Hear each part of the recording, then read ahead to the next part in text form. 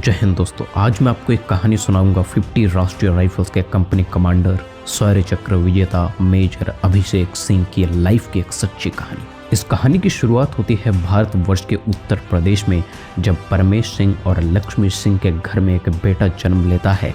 माँ बाप ने प्यार से नाम रखा अभिषेक सिंह। बचपन बीता उत्तर प्रदेश में ही सेंट डॉन बॉस्को स्कूल से पूरी स्कूलिंग उन्होंने कंप्लीट की और बचपन से ही देशभक्ति का जुनून को सर पर रख करके वो इंडियन आर्मी ज्वाइन करना चाहते थे। अपनी इस ड्रीम को फुलफिल करते हुए उन्होंने Indian army as an officer join भी किया लेफ्टिनेंट रैंक से। लेफ्टिनेंट रैंक से इंडियन आर्मी ज्वाइन करने के बाद धीरे धीरे समय बीतता गया। अपनी काबिलियत के दम पर उन्होंने धीरे धीरे प्रमोशन लिए कैप्टन में और उसके बाद मेजर रैंक में। मेजर रैंक में पहुंचने के बाद उन्होंने वॉलंटियर किया राष्ट्रीय राइफल्स में। अब राष्ट्रीय राइफल्स जम्मू एंड कश्मीर में रहने वाले counter insurgents and counter terrorism force है, जो जम्मू एंड कश्मीर के इलाके पर जितने भी टेररिस्ट एक्टिविटी होते हैं उन्हें न्यूट्रलाइज करने के लिए इंडियन आर्मी के द्वारा इस्तेमाल किया जाता है। ये एक डेपुटेशनल फोर्स है और मेजर अभिषेक सिंह साहब भी डेपुटेशन पे गए 50 राष्ट्रीय राइफल्स के कंपनी कमांडर बन करके। जब वो राष्ट्रीय राइफल्स के कंपनी कमांडर थे, उस वक्त पर 5 जनवरी को राष्ट्रीय राइफल्स और इंडियन आर्मी के कैंप में खबर आता है कि लगभग 3 टेररिस्ट बडगाम जिले के आसपास के इलाके पर छुपे हुए हैं और बहुत बड़ी तादाद में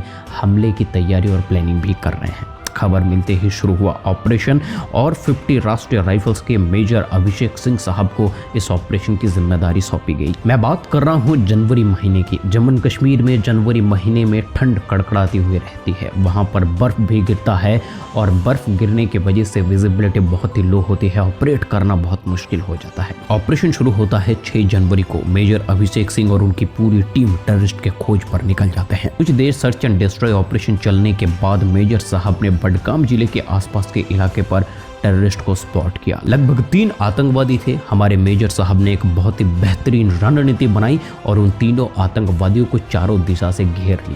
पहले तो आतंकवादी भागने की कोशिश की, लेकिन जब उनको पता चला कि वो चारों दिशा से घिर चुके हैं, तब उन्होंने शुरू की फायरिंग। सबसे पहले उन्होंने कंपनी कमांडर मेजर साहब की ओर फायरिंग किया। फायरिंग करते ही मेजर अभिषेक साहब ने कवर लिया और काउंटर फायरिंग करने के लिए कहा। चारों दिशा से जब फायरिंग होने लगी, तब आतंकवादी डर के मारे भागने के लिए इधर उधर भागना शुरू किया। जब आतंकवादी इधर उधर भागना शुरू किया, तब मेजर अभिषेक साहब ने अपने अचूक निशाने से एक आतंकवादी के सिर पर गोली मारी और ऑन द स्पॉट उनको वहीं पर 72 हुर की टिकट दे दी। 3 आतंकवादियों के साथियों में से जब एक आतंकवादी ढेर हो जाता है, उसके बाद दूसरा आतंकवादी एक दूसरी दिशा से एक पतली गली के भीतर से भागने की कोशिश करता है, लेकिन मेजर साहब की अचूक निशाने से वो भी नहीं बच पाया और मेजर साहब रेंगते हुए आगे बढ़ करके उनकी भी सिर पर गोली मारी और उनको भी वही टिकट थमा दी जो पहले वाले को दिया था। जब 2 आतंकवादी मर चुके थे, उस वक्त पर तीसरे को पता चला कि यहाँ से बचना लगभग नामुमकिन है। फिर उस आतंकवादी ने हैंड ग्रेनेड निकाला और मेजर साहब की ओर फेंका। और मैं आपको बता दूं, हैंड ग्रेनेड जैसे ही फटता है तो उसकी छोटी छोटी पार्टिकल गोली की रफ्तार से इधर उधर फैलते हैं। वो पार्टिकल किसी भी बॉडी पार्ट पर अगर लगता है, सिर पर या फिर चेस्ट पर, तो बहुत बड़ा घायल भी कर सकता है। और हुआ भी कुछ ऐसा ही। मेजर साहब के लेफ्ट आंख के नीचे वो ब्लास्ट होने से